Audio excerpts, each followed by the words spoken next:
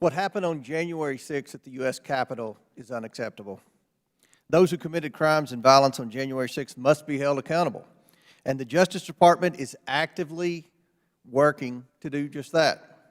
As of April 16th, 410 defendants have been arrested. Their names, the charges, and place of arrest are all listed on DOJ's website.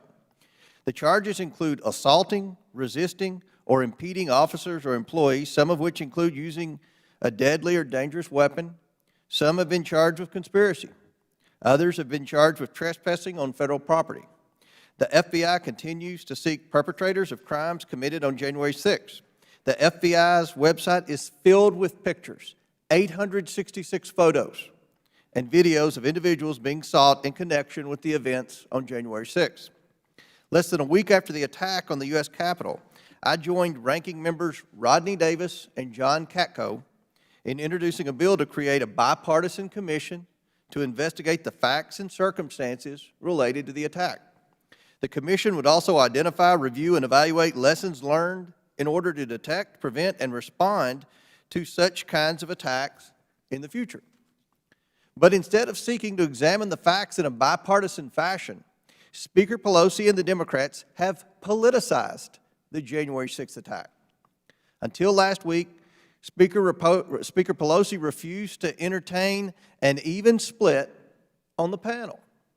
For 3 months, she dragged her feet and failed to build consensus.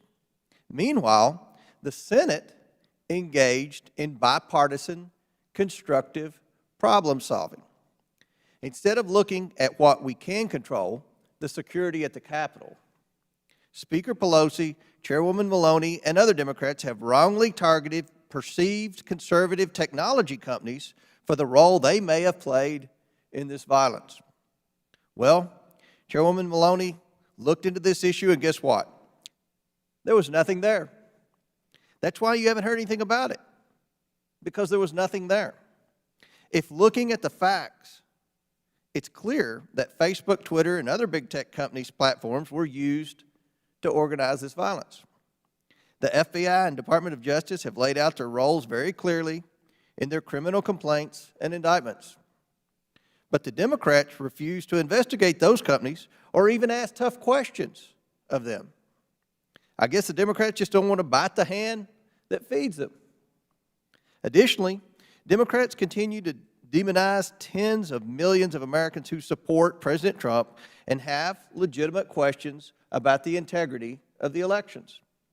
Expressing concern over election integrity is not a seditious act. Plenty of my Democrat colleagues expressed concern in past elections. What is wrong is when individuals take to crime, violence, and mob tactics.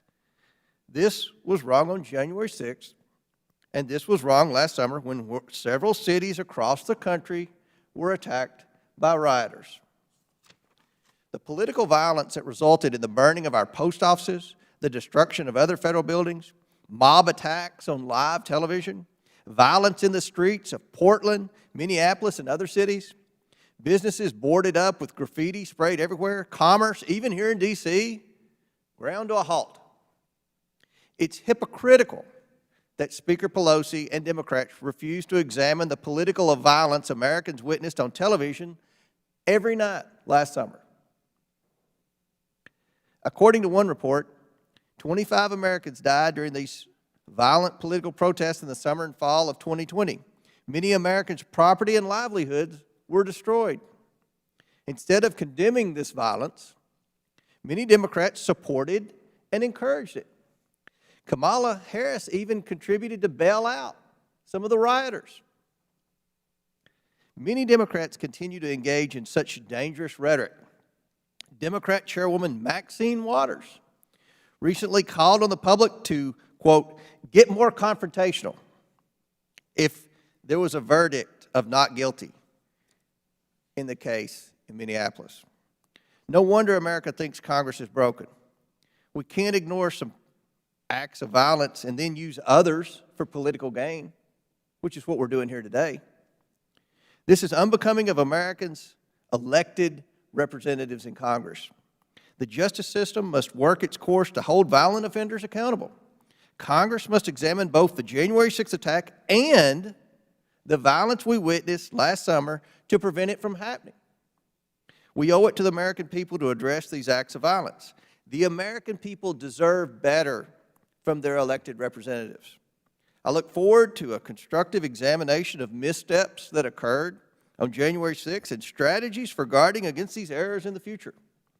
Finally, Madam Chairwoman, I want to tell the families of those who died in the wake of these events that my prayers have been with them over the course of the past several months.